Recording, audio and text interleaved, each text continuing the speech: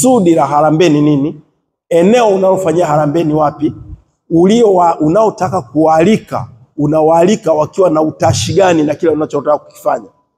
Kwa hiyo harambee ni moja kati ya njia nyepesi sana ya kupata fedha, lakini na maandalizi muhimu sana lazima uyafanye.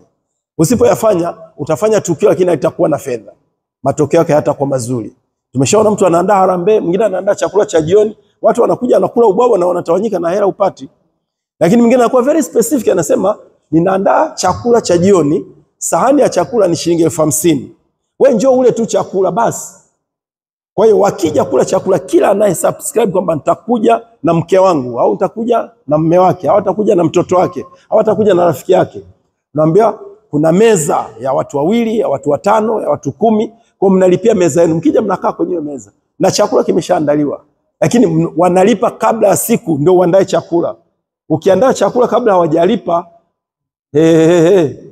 unaweza kujikuta na ubwabwa peke yako huko ndani, watu hawapo. Kwa hiyo ina maandalizi makubwa sana, na hapo ndio mahusiano yanapokuja.